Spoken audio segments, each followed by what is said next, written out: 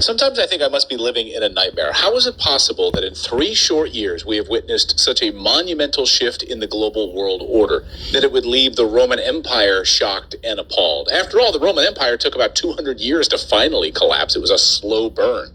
This week, we saw a number of massive stories that were once again ignored by the mainstream media, from the BRICS nations shaking up the financial system to major geopolitical movements involving Russia, China, and Saudi Arabia. Putin calling for peace, and NATO crapping all over it, saying, no, we don't want your peace. Take your peace and shove it. We want more war. So this is not a peace proposal. To Biden, shaking hands with Zelensky, agreeing to fund Ukraine for another 10 years. 10 more years, billions of dollars, while America crumbles. Yes, we're going to send billions to the most corrupt government in Europe. I think Zelensky is maybe the greatest salesman of any politician that's ever lived.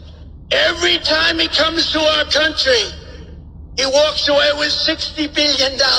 The winds of change are blowing strong right now, so buckle up, because we're going to dive deep into all of this tonight. So let's start with the transformative events recently announced by the BRICS nations. Now, if you're not familiar with BRICS, it started, as the name suggests, as a loose economic and trade partnership between Brazil, Russia, India, China, and South Africa. And now it's exploded, becoming a powerhouse, creating their very own currency away from the US dollar dominance. And countries are racing right now to join the BRICS coalition and ditch the US dollar. Well, we have 2 huge BRICS stories this week. First, BRICS announced a new payment system that directly challenges the dominance of the US dollar in international transactions. No more SWIFT system. Guys, the currency part of it is one thing, but the infrastructure to settle transactions is now out of US hands.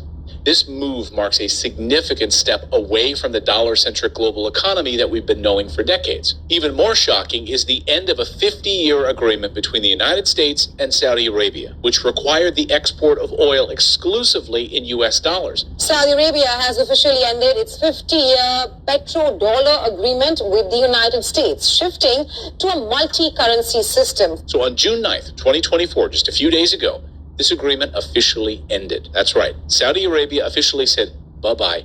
The Crown Prince, Mohammed bin Salman, has chosen not to renew the partnership with the United States, opting instead to open Saudi oil trade to other countries and other currencies. Hello, China. Hello, Russia. I mean, holy smokes, guys. I mean, I can't understate how big a deal this is. And you must understand, BRICS is an organization, a bloc that has openly called for de-dollarization.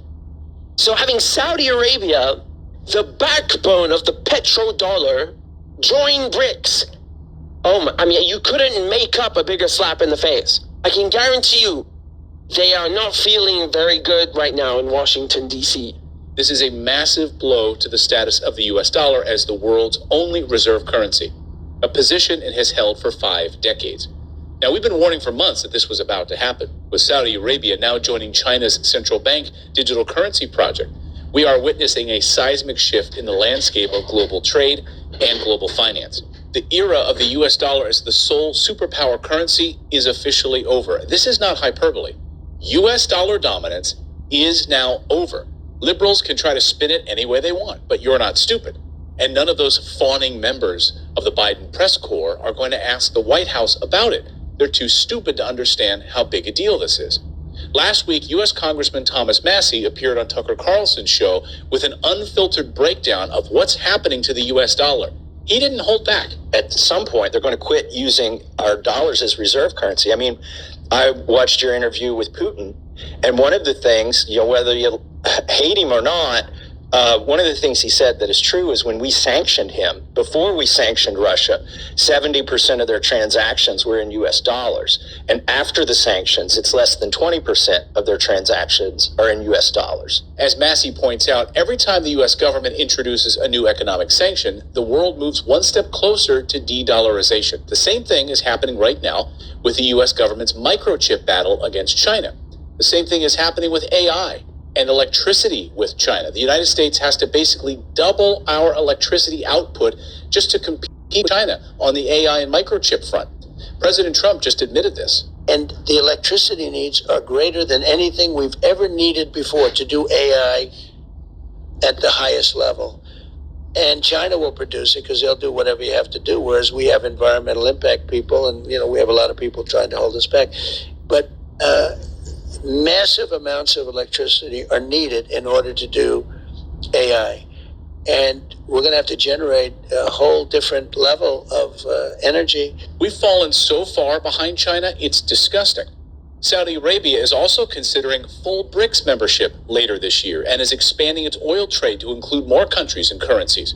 This is a direct threat to the petrodollar system that has propped up the U.S. economy for decades.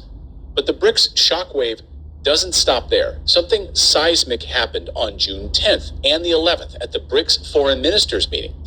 59 new countries announced plans to join BRICS. I mean, what? 59 new countries?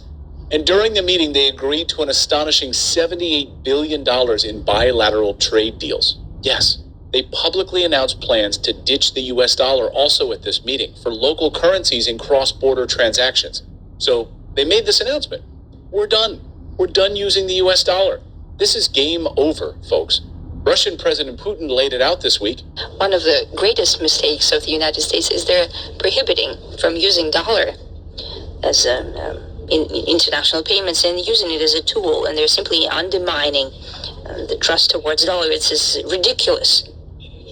They should have taken care of the dollar and to preserve it and to raise its profile and its standing. They're simply killing it off with their own hands. Putin knows exactly what he's doing, allowing these developing countries to start moving away from the US dollar, stop being bullied by the United States. Oh boy. President Biden's foolish sanctions against Russia have turned the world against the US dollar. And China knows exactly what's coming. That's why they've been dumping US treasuries like a bad habit. And we're also sending a really clear signal, which is the dollar's not safe for you.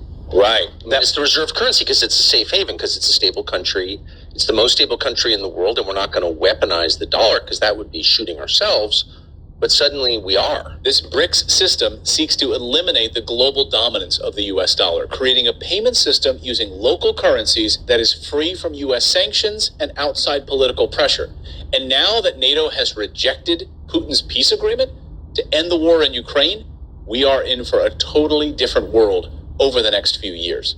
So guys, that's the news update part of today's video. Now I want to tell you about today's sponsor, which is tied directly to what